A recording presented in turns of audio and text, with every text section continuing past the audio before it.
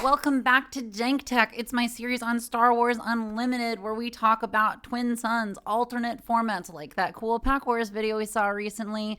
Nothing having to do with sweaty meta stuff, although no judgment to those who like that kind of thing. We're just in it for a good, casual, fun time with wonky decks that hopefully can push the limit of what we think about in terms of deck building, how we choose to combine cards, all that fun stuff. So before we get it started, I would just like to ask y'all to please like and subscribe if you like the stuff that I'm doing and don't want to disappoint my disintegration happy Boba Fett. And if you want to talk about Star Wars Unlimited with other people that like Star Wars Unlimited, please check out the swupdx Discord. We talk about previews, we talk about rules, we talk about deck building, we get super hyped about the next sets that come out, which, oh my gosh, Fantasy Flight is going to have some streams super soon about the next set. I can't even believe it. But let's get into it with this particular set. We're doing another double aspect deck within Jump to Lightspeed and everything else. So this is part of my double aspect week. And what do I mean by that? I mean that I am doing Twin Suns decks where I am on purpose restricting myself to running two of the same color in there. So why do we want to do that? Well, I wanted to show some of the cards off in this game that don't get a whole ton of play. And I think Twin Suns is the way to do that. And I think it's kind of cool to show each of the four different double aspect pairings in here. So we're doing Vigilance. We've already done Cunning. So what's the deal with Vigilance? Vigilance is exemplified, of course, by the Vigilance card from the first set. What does it do? It costs 4, double aspect Vigilance. Choose 2 in any order. Discard 6 cards from an opponent's deck. Heal 5 damage from a base. Defeat a unit with 3 or less remaining HP. And give a shield token to a unit. So you can see that there's a few things going on here. Vigilance is generally thought of as more of a control or defensive color. It's very similar to blue in Magic the Gathering. I hate bringing up Magic, but you know, it's just, come on. Like every one of these collectible card games, Star Wars Unlimited included, has Magic in its DNA. So of course we got to mention it somewhat. So we can heal our bases, we have removal, we've got upping our defense, usually Vigilance. I might just call it blue a lot in this video, so they mean the same thing. Usually there's a lot of sentinels. Blue generally tries to control the board and kill things directly if at all possible. So in this deck that we're doing today, Hurt Me Baby one more time. Yes, Elder Millennial energy. I'm sorry. We are pairing Asajj and Krennic with red because I think red works really well with what the two of them are trying to do. So one of the things that a blue build cares about is having damage on units. And in the case of these leaders, they not only care about putting damage on enemy units, but also putting damage on our own units, which will in turn buff them because many of our units have grit. Krennic is going to make them stronger. So let's get into it. What do we got here? We've got Asajj. As an action, you can deal a damage to a friendly unit. If you do, deal 1 damage to an enemy unit in the same arena. And Asajj will deploy at 6, either as a 4/6 on the ground with grit, or attached unit is the leader unit. You can stick her on something with piloting. It gains grit. And on attack, you may deal 1 damage to a friendly unit. If you do, deal 1 damage to an enemy unit in the same arena. And it gives it +3/+4. So she's going to be pinging things all over the place.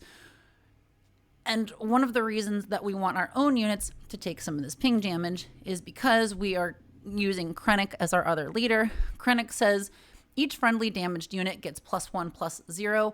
So every time Asajj puts a damage on one of our own units, Krennic is going to make it hit a little bit harder. And then when he deploys at 5 resources, he's a 2/7. You know what I'm going to say. Krennic's got a big butt. He can take a lot of damage, which is great because we want to get damage on him to make him hit for 3 instead of 2. He has Restore 2. And again, each friendly damaged unit gets +1/+0. His ability is on all of the time. So even if he gets killed and flips back over exhausted to his leader side, he's still going to provide that passive +1/+0 buff for everything that is hurt. So we've paired this with red because red has a lot of grit. Blue has a lot of grit. We want to get as much damage as possible on our guys, try to put shields on them, which again is one of the things that this aspect is known for, is getting shields on stuff.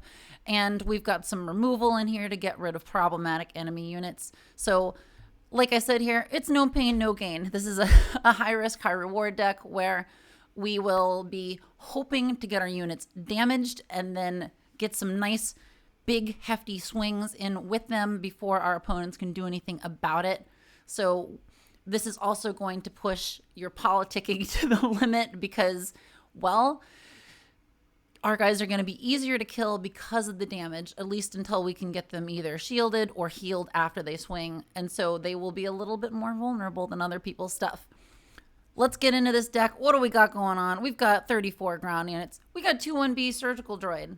It's a 1/3 on attack. You may heal 2 damage from another unit. This doesn't have to be your own stuff because we want our guys to be damaged in order to hit with them.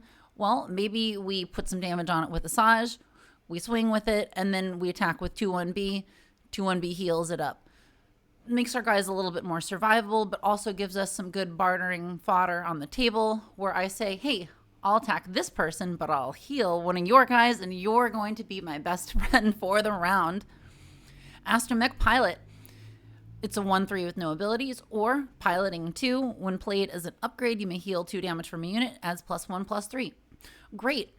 Again, we can damage something, attack with it, stick an Astromech Pilot on there, heal something, heal that unit, heal something from somebody else. Again, just like 2-1B, this droid can provide some good bargaining utility, get someone else to attack an opponent for you, and then say, okay, you get rid of that unit, and then I'll heal your guy, and then we both win.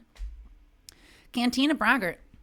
It is a 0/3 for 1 with Raid 2, but you damage it with Asajj, and Krennic's ability says, oh, now it gets +1/+0. You just got yourself 3 damage swinging from Cantina Braggart for 1 resource. I think that's a pretty good deal. And at 3 health, it's doing okay. It's fairly survivable in terms of a 1-cost unit. Love the Cantina Braggart. I've always wondered, and I'd love to know y'all's thoughts on this, which one of them in the picture is the Cantina Braggart? Because I always thought it was the woman on the right, but I can also see the Cyclops dude on the left. Hylovan Enforcer. Oh, come on. We got to have the Hylovan Enforcer in here. This is an undercosted unit with a downside. So for 1, it's a 1/4 with grit and bounty, draw a card. So yes, if this thing dies, someone can collect the bounty on it and get a card. But the cool thing about the way Asajj and Krennic work together is if we use Asajj to do a damage to the Hylovan Enforcer, because of it having grit, it will also be doing 3 damage the next time it attacks, and that's if it only has 1 damage on it. I love this combo. I love that Asajj can beef up the gritty guys in here. But as I said, it makes them a little bit more vulnerable. Indoctrinated Conscript. It's a 1/2 with no abilities, or for piloting 1, +1/+2. Just a pretty basic little pilot, but if you really need to, you can deal a damage to it with Asajj to ping something else and then swing for 2. So I don't think it's the worst thing to play this on the ground if everyone else is just running space units. It kind of just depends on what the table is doing. I like the inclusion of pilots in here. I think they give this deck a little bit more ability to adapt to what's going on the table and do a little lane dodging if we absolutely have to. Okay, bear with me on this one. I know it's an absolutely silly include. I love the Stolen Landspeeder. It's not always going to be the best card, but this is definitely one where if you can manage to remove it, either by playing a removal event on it later or getting 2 damage off somehow with Asajj's ability among 2 turns, or just play it, give it to someone else, let them attack with it, and then kill it the turn after that. I think this is another political bargaining chip. I've loved the Stolen Landspeeder since it was originally spoiled. I think it's a fun card in Twin Suns because it's like the Stolen AT Hauler. It's like an interesting way of introducing some chaos onto the table. So this isn't one that you always want to play, but it is one that I think you can feel good about playing if you have a way of removing it or if you have someone willing to help you use it to then get it back to you eventually. Academy Graduate, it's a 1/2 Sentinel or Piloting 2 makes the vehicle it is attached to a sentinel. Love this. You need sentinels. I say this every video in these Twin Suns videos. Sentinel, sentinel, sentinel. It is so important to give somebody an incentive to attack somebody that's not you. And sentinels definitely do that. Dr. Pershing. He's a 0/5 action. Exhaust him, deal damage to a friendly unit. Can be himself. Draw a card. Great. Pershing helps you get damage on your guys, which makes them stronger because of Krennic. And you can also use him to soak up some damage from Asajj if you really need to do damage to him in order to do damage to something else. And of course, card draw. Card draw is so good in this format, being that we are trying to get through our 80 card deck. So Pershing, love him in here. He does great work in this deck. First Legion Snowtrooper. What a staple. This is one of the reasons I definitely wanted to have red in here. It's a 2/3 for 2 while attacking a damaged unit. It gets +2/+0 and gains overwhelm. So great. We stick a damage on one of our guys with Asajj. Now we can swing into that with the First Legion Snowtrooper and probably kill it and then do damage to the base. Love this combo so much. This guy is, I think, going to be good in any deck that does little chip damage. Pike Sentinel, it's a 2/3 Sentinel for 2. Great. Another disincentivize someone from attacking you.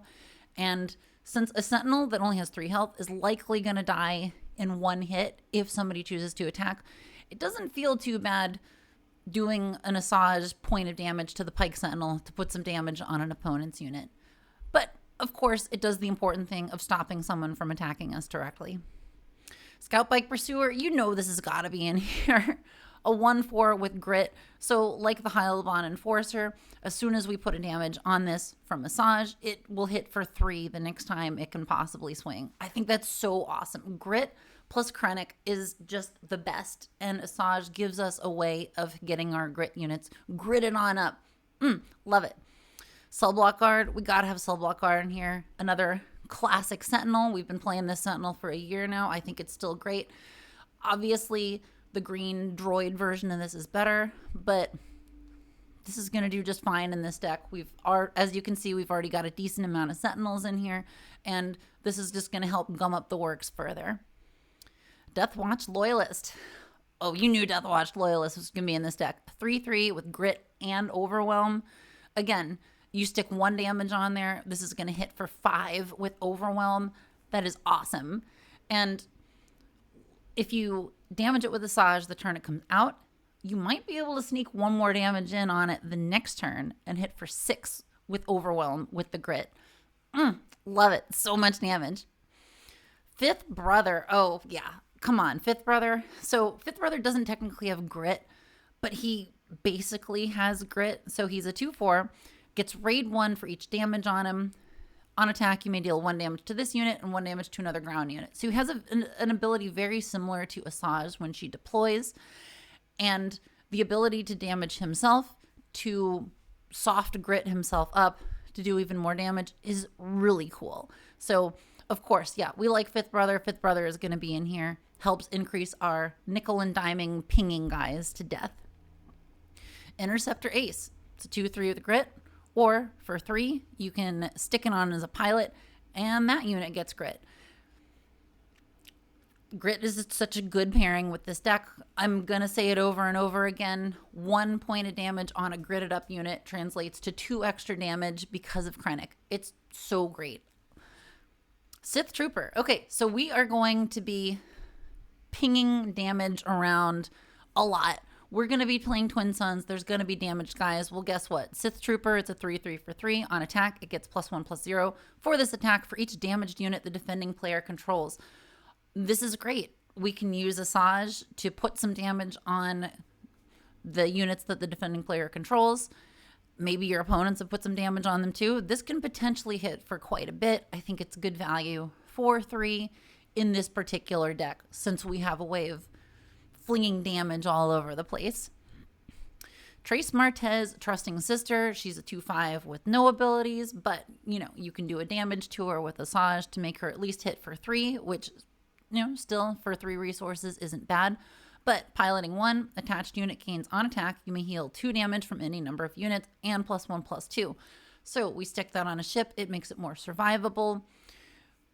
And then the important thing here is it is a May ability. We don't have to heal the damage if we don't want to, but like I was saying with 2-1B and the astromech pilot from earlier, it's nice to have that flexibility. Maybe we've done a whole lot of damage to our guys. Maybe we're like, okay, hold on, we got to back up a little bit.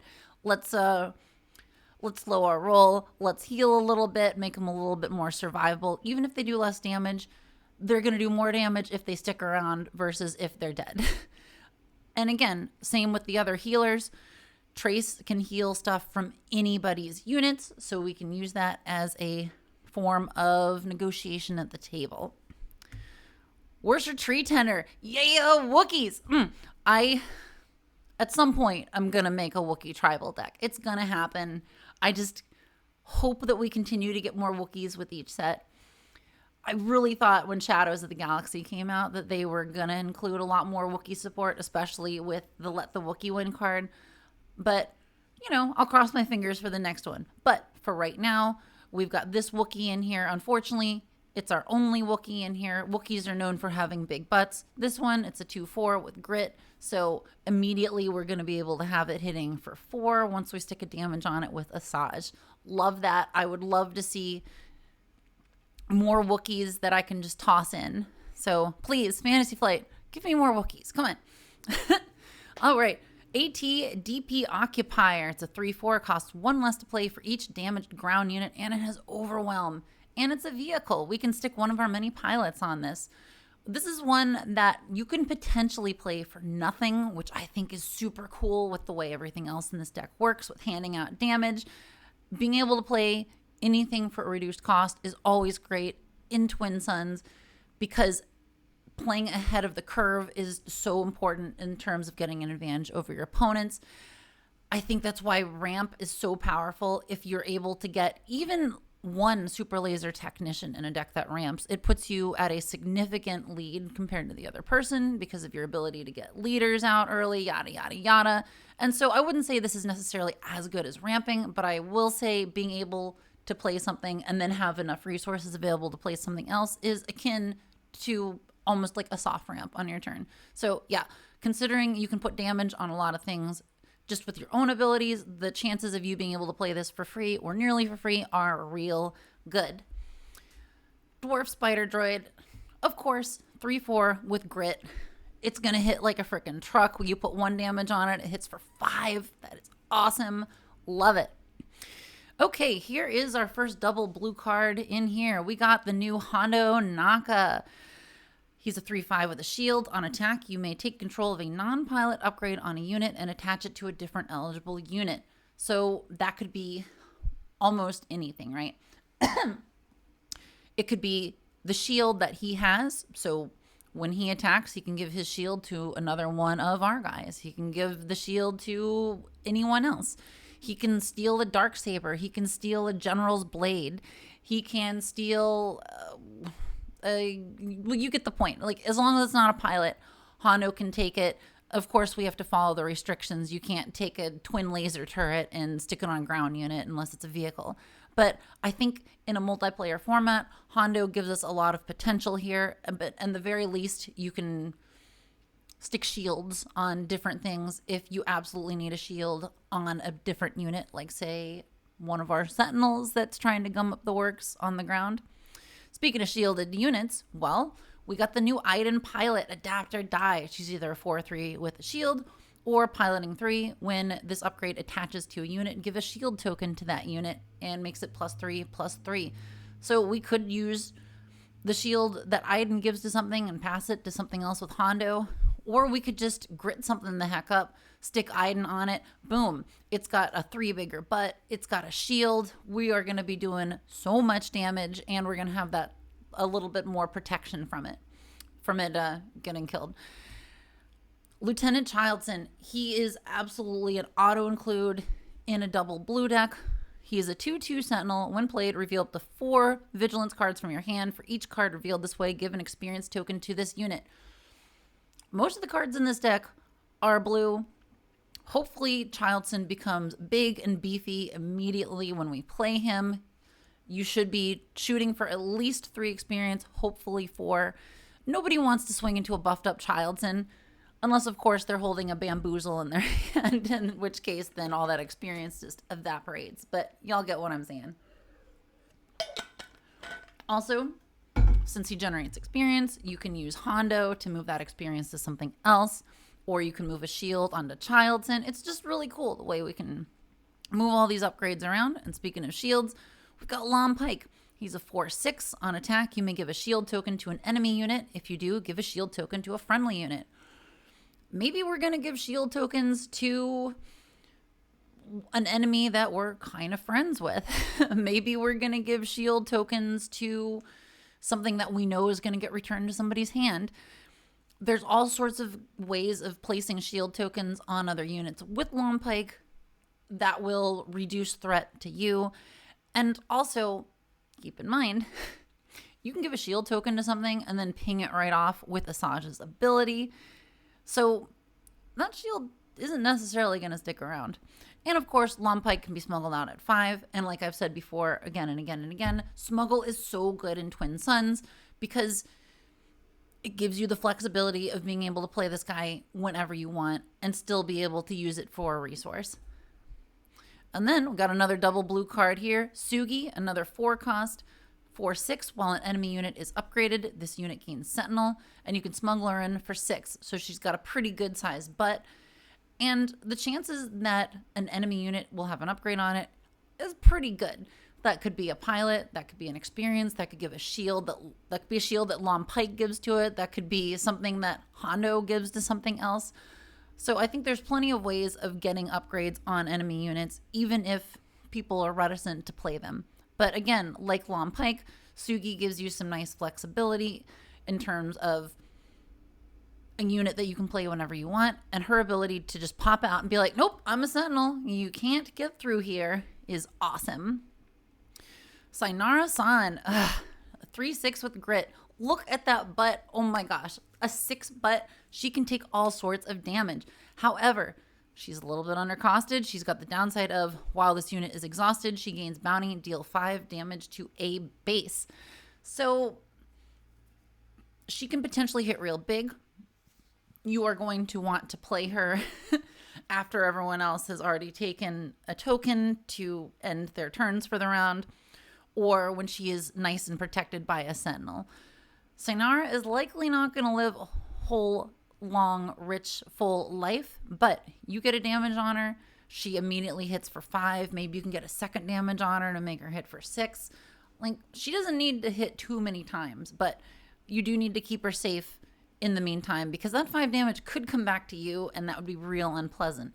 But if you can sweet talk the other people at the table enough, well, maybe that 5 damage can just go to somebody else's base, because it just says a base. Love it. IG-88 Murderous Flut Droid. So either for 5, 4 or 5, while an enemy unit is damaged, this unit gets +3/+0. Piloting 2, attached unit gains. While an enemy unit is damaged, this unit gets +3/+0. Adds +0/+3.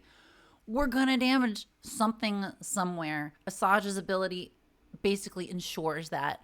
So IG can hit for one heck of a lot. I love that this IG unit is kind of better than the IG leader, but you know what? I'm just an unapologetic IG-88 fan anyway, so anytime I can stick him in a deck, it's going to be good, but he works so well with Asajj's ability to stick damage on stuff. You are going to be hitting for a ton with him, so just keep him safe. He's less fragile than his leader counterpart, but it still dies to removal, blah, blah, blah, blah, blah. So it might be better just to stick him on a big old vehicle and see how that goes. Speaking of big old vehicles, we got the Occupier Siege Tank. It's a 5/4 for 5 with grit. So, hoo boy, does this thing hit hard if it survives. 1 damage on there means it is going to hit for 7. Holy moly. Theoretically, you could deploy Asajj onto this, although regrettably, grit doesn't double up. Only keywords with numbers stack, so it's not going to get that extra benefit of her giving it grit. But it's a lot of damage. Oh my gosh. Rugged Survivors. It's a 3/5 with grit. On attack, if you control a leader unit, you may draw a card. Krennic should be out when the Rugged Survivors are out. So getting that card draw is really nice. I really like this card. I think it's been a good card since the first set came out. And being able to swing for 5 with just 1 damage on there is super good. The card draw on top of that cake is just mwah, chef's kiss. Academy Defense Walker. You gotta play the Academy Defense Walker in this deck. It's a 5/5 with Sentinel. When played, give an experience token to each friendly damaged unit. I mean, we have the ability to choose which of our units have damage on them. We can stick damage on them at any time. When this comes out, not only does it draw the fire away from all of our damaged units, it makes them all stronger. And then Hondo can redistribute that experience. Pretty cool. Okay, Cargo Juggernaut. I feel like by this point, y'all know my feelings on the Cargo Juggernaut. It's a 4/6. It's shielded. When played, if you control another blue unit, this deck is full of blue units. Heal 4 damage from your base. Love that. It does a whole lot of stuff. That's all really good. If you can stick Asajj on there and grid it up, that's really cool. But honestly, like I've said in other videos, it fulfills that basic, if somebody looks at it and is like, oh crud, how am I going to deal with that? Then I think it does enough just by coming out and doing its thing. I love the Cargo Juggernaut. The new legendary Darth Vader. He's either a 7/7 for 6 with no other abilities, which is pretty good if you're desperate and you just need to play him to the ground. Or piloting 3, attached unit gain on attack. You may deal 1 damage to a unit. If a unit is defeated this way, you may deal 1 damage to a unit or base and +3/+3. He is so good. Like, I can understand why this card is legendary. Oh my gosh, I really, really like him with Asajj. I think it's one of the best reasons to also play with red in this combination, because we can already ping with Asajj, then we can use Vader to deal a 2nd damage to something, and if we somehow defeat something with that 2nd damage, then another damage for free somewhere else. This is just awesome. We could, in theory, even use Vader with his extra damage to grit one of our guys up in order to attack for more later. He's nice and versatile. I think this card is so good in this deck. It's really good top-end stuff. And speaking of good top-end stuff, the War Juggernaut. Oh my gosh. So it's a 3/7. It's a big old honkin' tank. It gets +1/+0 for each damaged unit. When played, deal 1 damage to each of any number of units. These are yours and other people's. At the point in the game when you can bring this out, it has the ability to make such a huge impact on the board state. And not to mention how big it's going to get just by pinging everything, but the ability to deal a giant amount of damage across the board has so much impact. It's going to change how everyone is doing math at the table. And boy howdy, if you can stick Ventress on this, holy moly, that's a lot of damage. Oh my gosh. And of course we got Snoke. He's a 6/6 that when he comes in, each enemy non-leader unit gets -2/-2. That is a passive debuff. As long as Snoke is in play, he is debuffing everything. And being that you're going to be handing out damage, then he makes things that much closer to death. Snoke is so good. Oh my gosh, he is so good.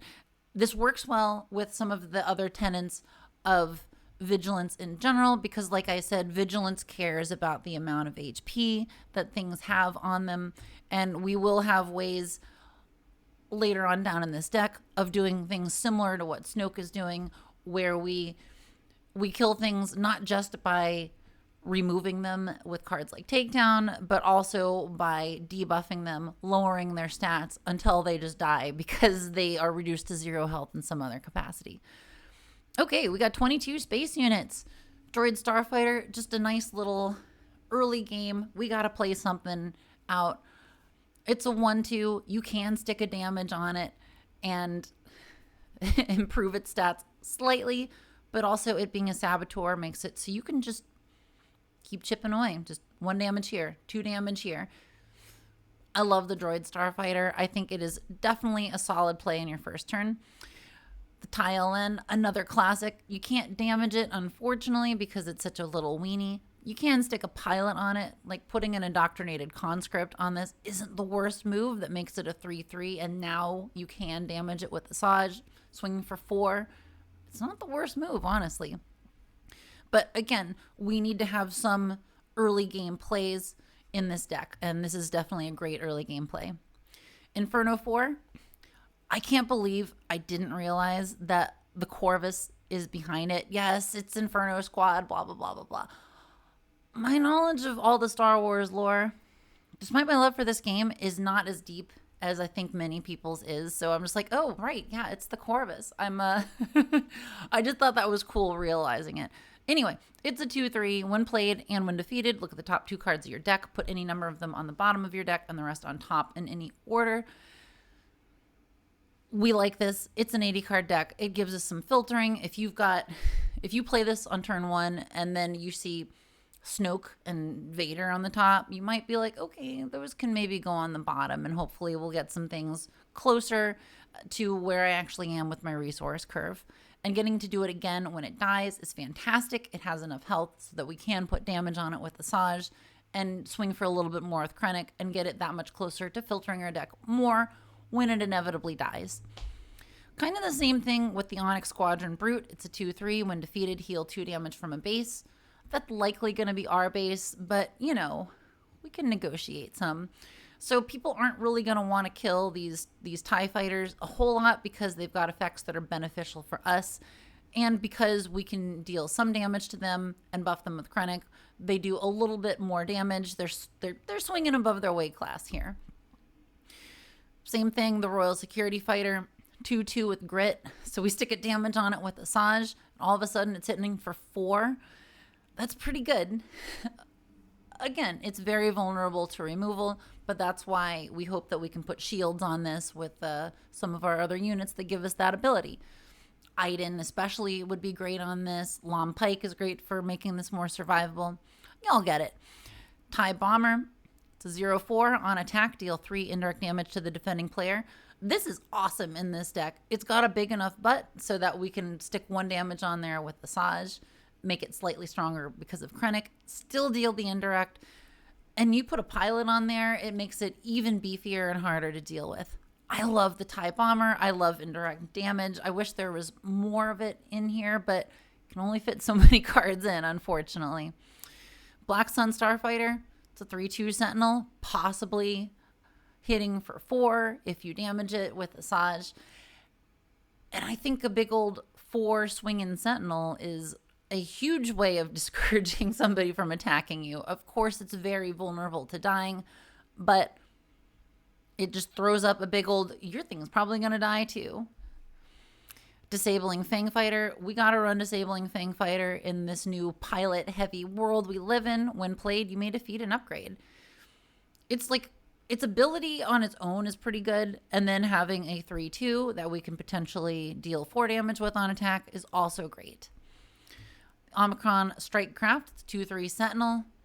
Again, Sentinel. We want to gum up the works. We want Sentinels there, keeping the heat off of our other units that we have put a bunch of damage on that have grit that are going to be our primary sources of damage. So even if the Omicron Strikecraft only gives us 1 attack out of a big old gridded up, chonkus, roided out vehicle, I think it's done its job pretty good. TIE Dagger Vanguard. It's a 2/2. When played, you may deal 2 damage to a damaged unit. There's going to be damaged units. Thank you, Asajj. So this will help remove something a little bit easier. And then we can potentially hit with it for 3. I think this is a really solid include in Asajj because of her ability to make sure things are going to be damaged. And speaking of damaging things, we got the IG-2000. It's a 3/4. It has Overwhelm. When played, deal 1 damage to each of up to 3 units. This is, of course, great also with IG-88 as the pilot. It is his ship. You can use this to damage one of your own units if you need to slip a little bit more damage in because of Asajj. But if we have a bunch of damage on other enemies for some reason, this can help turn the tide, finish them off.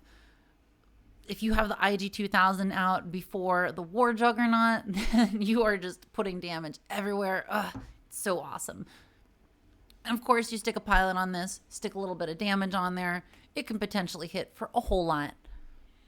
Imperial Interceptor. It's a 3/2. When played, you may deal 3 damage to a space unit. That's great because that just gets them that much closer to death and letting us control the space arena. The 3 damage on top of another 1 damage from Asajj, super good. And the fact that it has 2 health means we can at least use Asajj to ping this to make it slightly stronger if we need to. Shuttle ST-149. Of course, we got to give Krennic his shuttle because unfortunately the Krennic unit doesn't work well in this deck, but we can at least give him his shuttle. He deserves that much. So it's a 3/4. It's shielded. When played or when defeated, you may take control of a token upgrade on a unit and attach it to a different eligible unit. Very similar to Hondo. So we can take the shield off of this, put it on something else that's all gridded up and vulnerable. We can take a shield from someone else. We can take an experience from something else. I love that it lets you take stuff from somewhere else on the board and put it where it's needed. It gives you that versatility to keep your units alive. Doesn't matter what arena they're in. It doesn't matter if it's a vehicle or a non-vehicle. It just takes shields and experience and puts it elsewhere. And also it's like, it's making me think, token upgrade, since it doesn't say shield or experience, does this mean they're planning other kinds of token upgrades? That's real exciting. Also, the prestige art for this card is super cool. And I have one of them. So I was like, okay, that's an extra incentive to stick it in the deck. And have y'all seen the prestige art for this card? Oh my gosh. Okay. Like we just gotta load this up real quick. Like look at how freaking cool that is. Oh my gosh. Yeah. So it's, I think when you play that, it's just such a good, impactful unit because of how flexible it is to keep the flexibility that it gives you to keep your stuff alive once it is super vulnerable and damaged. System Patrol Craft. Speaking of helping to keep your things alive, it's a 3/4 sentinel. Again, it gums up the works in space, so our other guys with damage on them can slip in, do more damage. The Banshee. It's a 4/5 on attack. You may deal damage to a unit equal to the amount of damage on this unit. So this is Asajj's ship. And of course, we're going to want to play her on it because we can put a bunch of damage on it. We can stick her on there. Then she gives it grit. Then she makes its butt extra big. Then she can shoot the heck out of a unit somewhere else. Oh my God. And, you know, it's a good time for everyone. So again, this is why we want so many sentinels, is because we want to stick damage on stuff like the Banshee, get it all gridded up, doing a whole lot of damage, and keep it safe. The Corvus. It's a 4/5 with Restore 2. When played, you may attach a friendly pilot unit or upgrade to this unit. So this is very cool. It definitely is sort of intended to work with Iden, but I think it works well with, well, any other pilot that you had to play to the ground. And then you're like, oh my gosh, they need to get out of there. And then they can make the Corvus that much stronger. The cool thing about this, it says you may attach a friendly pilot unit or upgrade to this unit. That doesn't mean play out of your hand. That means you take something that's already in play and attach it to the Corvus. So if you have, let's say, you put Asajj on the Banshee, you attacked with it, you did a whole ton of damage, and then you're like, oh geez, I think the Banshee is gonna get killed. Well, then you can play the Corvus, then Asajj will just hop right on over there and just abandon ship on the Banshee. The other cool thing about the Corvus, so you may attach a friendly pilot unit or upgrade. Well, if we attach Iden, since her ability says when this upgrade attaches to a unit, give a shield token to that unit. So we just put Iden on something else after she's shielded something else, then great. Then she'll give a shield to the Corvus, which then you can put on something else because of the shuttle ST-149, because of Hondo. I think it's just really cool that you can just like make shields and distribute them all around. Because again, that's kind of one of the points of Vigilance, is that we're able to shield things on up. Alrighty, devastating gunship. Speaking of things that we're going to want to shield on up, this is a 3/5 with grit. When played, defeat an enemy unit with 2 or less remaining HP. So if we've put a whole ton of damage around with Asajj's ability and it's almost dead, then play the devastating gunship. Boom. We kill something that's almost dead. We can do damage to it with Asajj's ability, get it gritted up, swing in for 5 on its next turn. I love the devastating gunship. It is just so great that it also has that removal built into it. Survivor's Gauntlet. It's like any deck with pilots. I feel like you have to put the Survivor's Gauntlet in there. It's a 4/6. When played or on attack, you may attach an upgrade on a unit to another eligible unit controlled by the same player. So that means, well, you can stick Iden on there and give it a shield. We'll just make more shields. You can take other pilots and distribute them all around. You can distribute your shields around. You can distribute your experience around. It is just so cool the way this allows you to just play with all of your upgrades, all of your pilots, all of your token upgrades.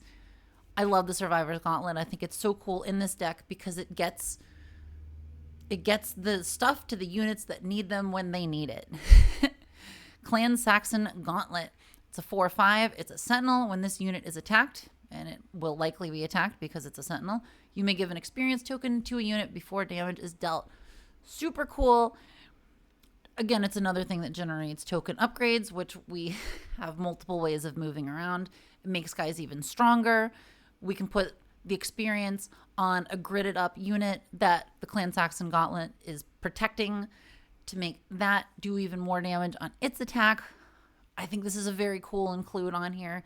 And if it lives, you can just attack with it for 5 damage somewhere, which ain't nothing. Ruthless Raider. Of course, we got to have the Ruthless Raider in here. It's a 4/6. When played and when defeated, deal 2 damage to an enemy base and 2 damage to an enemy unit. You combine that with Asajj's ability to ping something else, then we can stick 3 damage on something almost immediately with the Ruthless Raider. Even if it dies, it does damage to an enemy base. And being that you're going to be playing this late game, that will absolutely matter in terms of base math once somebody gets taken out. If you have a way of killing the Ruthless Raider or swinging it into something, then it can potentially turn the tide for you late in the game. I love this card. I think it's such a good late game card in general, but also for this deck. First Light. Okay. Oh my gosh. Of course. Oh, the First Light in this deck costs 7. It's a 4/7 with grit. Gives every other non-leader unit grit. That's fine. One of our leaders already has grit. And you can also smuggle it in for the same cost, but you have to deal 4 damage to a friendly unit. It's worth noting the 4 damage to a friendly unit is part of paying the cost for the First Light, so you can't damage the First Light with its own abilities. Correct me if I'm wrong on that, but I'm pretty sure that's how it works. All of your guys are going to have damage. So this essentially says everything is going to hit for at least 1 more damage than it already did, possibly more. The ability to resource it early on in the game and bring it out for the same cost essentially while putting damage on one of your units, which you kind of want to already do, is so good. I love the First Light. I think it's a great late game bomb in this deck. And we got Devastator, Hunting the Rebellion. That's right, it can go in things other than Jango Fett, Target Down. So for 8, it's a 9/6. You assign all indirect damage you deal to opponents. When played, deal 4 indirect damage to each opponent.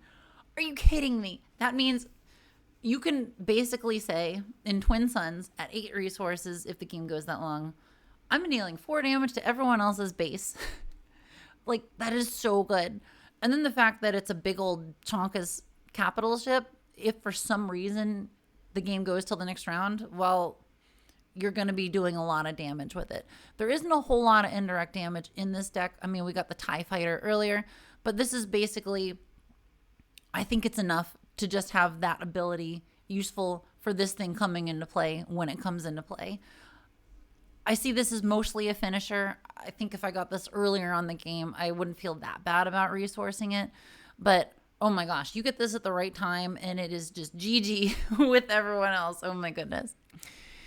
Alrighty, we got some events. And not surprisingly, it's going to be a lot of removal and ways of healing ourselves. Confiscate, we got to have confiscate. We're playing against pilots. This gets rid of them. And it gets rid of other things too. But come on, it gets rid of pilots. Covert strength, heal 2 damage from a human unit and give an experience token to it. 3 to smuggle in. I think I put this in every blue Twin Suns deck. It is just so useful. It's great in this deck because our stuff is going to be damaged. So it gets rid of that damage. It puts an experience on something. And we can get that damage back with Asajj if we absolutely have to make it swing for more. But I just really like the ability that we can kind of choose the level of damage on our units a lot of the time with this deck and pull them back from the brink of death if they absolutely need to stay out longer. Daring Raid, deal 2 damage to a unit or base. So it's great early to remove something because, again, another action and Asajj puts 1 more damage on something. To a base, it's great late game if people are starting to do base math once one person's been taken out. And it's cheap. I didn't put some of the more expensive deal damage sources of removal in this deck because I don't think that they work as well as Daring Raid for what they cost. There's plenty of other stuff in here that gets rid of units. We'll see that soon. Desperate Attack. Oh my gosh, of course, Desperate Attack. So attack with a damaged unit. It gets +2/+0 for this attack. If we've damaged something with Asajj, it gets +1 from Krennic. So we're going to be attacking for +3 of whatever is on the card. And if it has grit, then it's going to be even more. I think this works so well. It's just big burst of damage out of nowhere. Fight fire with fire. Choose a friendly unit and an enemy unit in the same arena. If you do, deal 3 damage to each of them. So this can grit up our guys. This can be applied to one of our guys with a shield to kill something of someone else's that doesn't have a shield. And since we're playing Twin Suns, we have so many different people's stuff to think about in terms of what can we possibly blast. I love this card in this deck. I love that it can grit our grit guys way up and remove something that may have been able to attack it and kill it. Moment of Peace. Oh yeah, we need Moment of Peace in here. For one, give a shield token to a unit. Oh yeah, we grit something up. Like we fight fire with fire, and then we stick a shield on there. Boom, no problem. Keeps it alive long enough to do a whole ton of damage. Repair, heal 3 damage from a unit or base. Also great. Throws off the math in the late game. Keeps our units alive. We have nice flexibility with this card.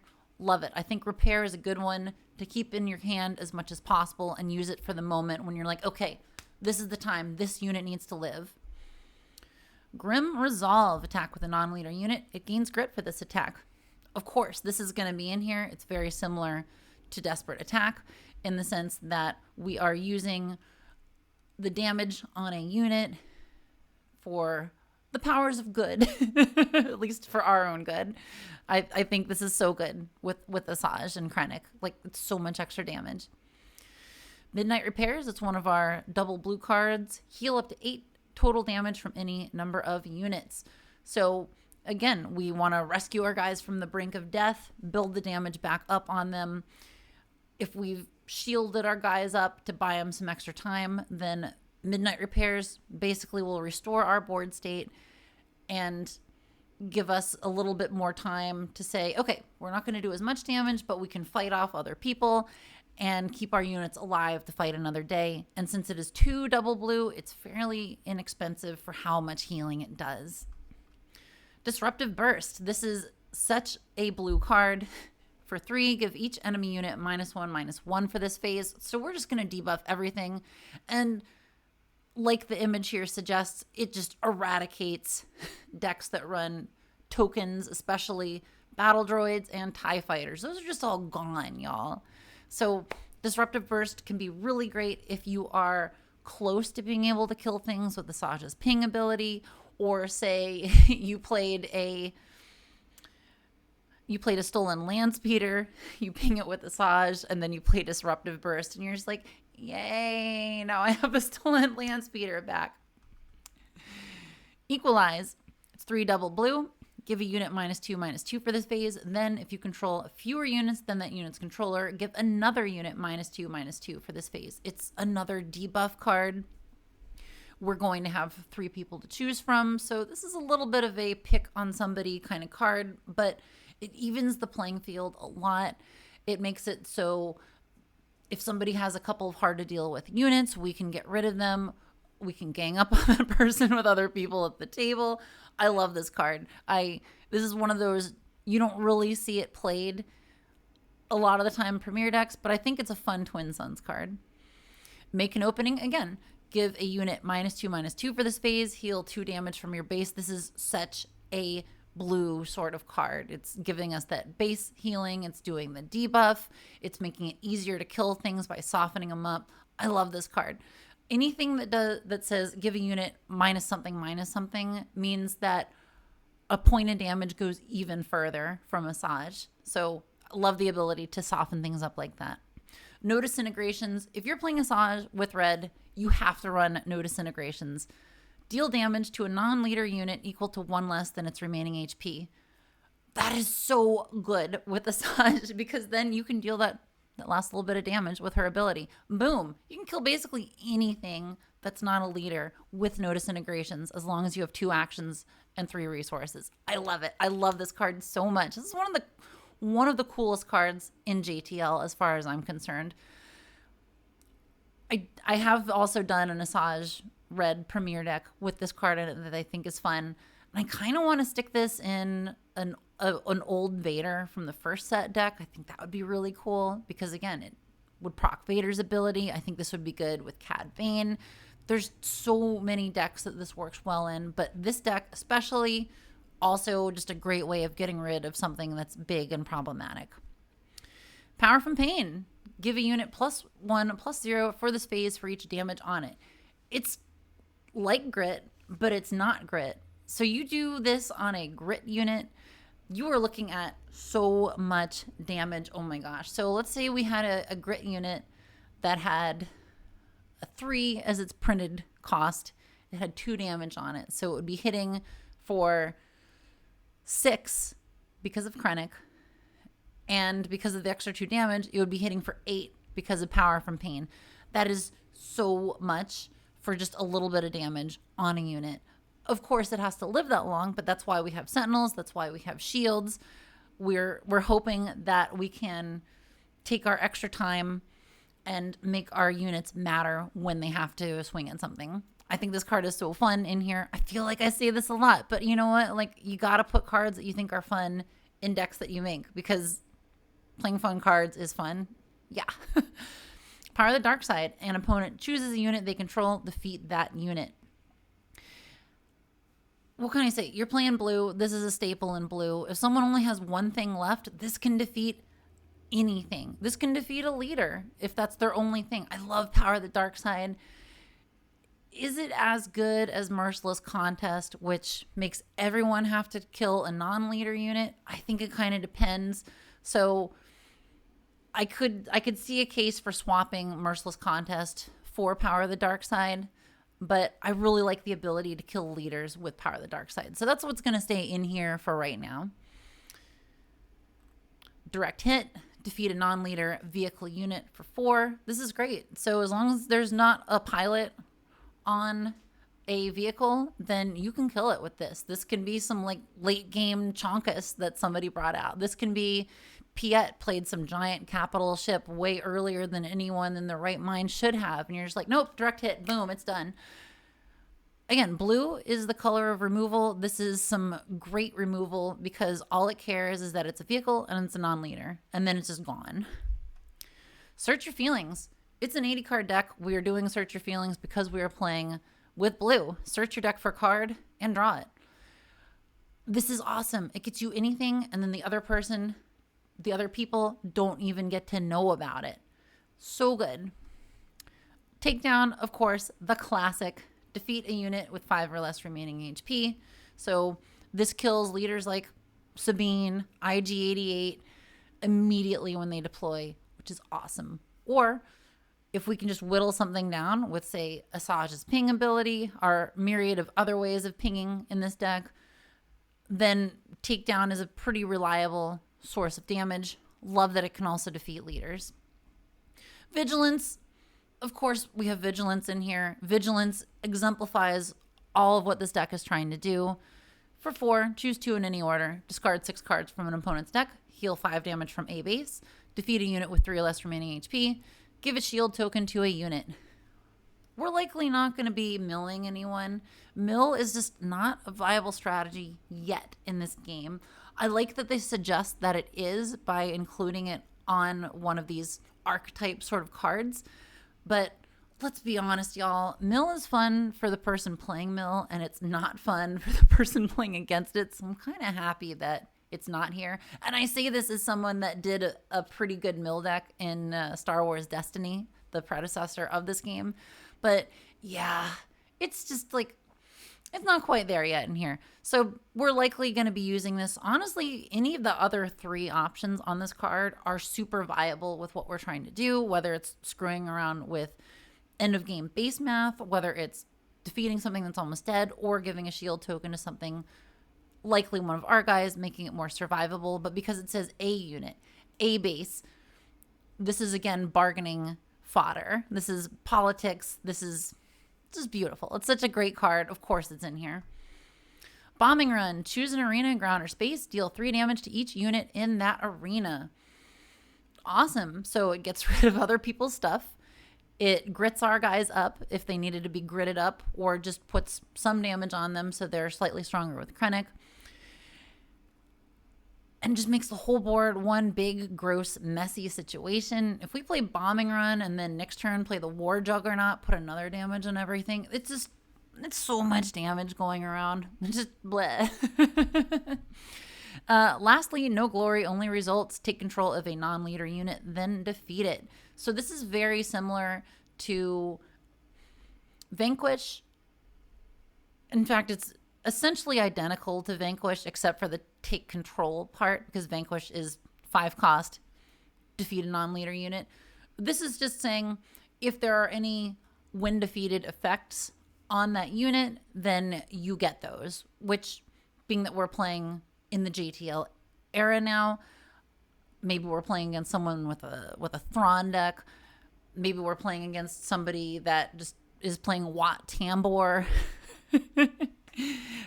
we like the flexibility. This is essentially like Waylay versus Spare the Target, where Spare the Target is kind of the hero version of it. Well, this is like the villain version of Vanquish, where it does almost the same thing, but it can give you a little bit more if the situation is right. So I'm running this instead of Vanquish, because also I think the art is cool. So there. All right, we got a few upgrades. We got Protector. It's a double blue. It gives someone Sentinel. Great. It's another thing to give Sentinel. Let's gum up the works. Let's make it harder to attack our stuff. Heck yes. Resilient. Yeah, we're putting damage on our guys. This just, for 1, gives them +0, +3. Harder to kill. Absolutely love it. And then, of course, Entrenched.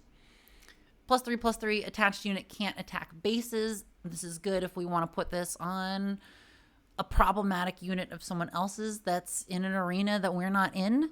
So it'll just be going ham on killing everyone else's stuff in that arena and not able to attack our base. It's good to put on if something has Overwhelm, so we can put it on the IG-2000. We can put it on the Deathwatch Loyalist, so we'll still be able to attack big for it. And, oh my gosh, on the Deathwatch Loyalist, it would make it a 6/6 with grit and overwhelm. So you're basically gonna get super gritted up and do some major damage to bases, even if you can't attack them. Love that. And that is it, y'all. I am real excited to get some plays with this deck. I hope y'all give it a chance and let me know what you think. Doing this double aspect week has been really cool. I've got 2 more that I'm gonna be doing. I'm not going to spoil what the command and aggression ones are, but those will be out soon. I do also plan to get my how to make budget substitutions video out soon, as well as my 80 card revisions of my Learn to Play decks. There's just so much going on. I should be recording another Twin Suns game soon too. So yeah, I think that's going to do it for me this time. If you've got any substitutions in this deck that you'd like to make, please put them down in the comments. I love talking about this kind of like janky deck building. I don't look at this deck as super janky though. I feel like it's pretty synergistic. But again, I always just love talking about Star Wars. Obviously, I just talked about Star Wars for like, an hour. So let's talk about it some more. But then, yeah, that's going to do it for me. So until the next time, let's do this again.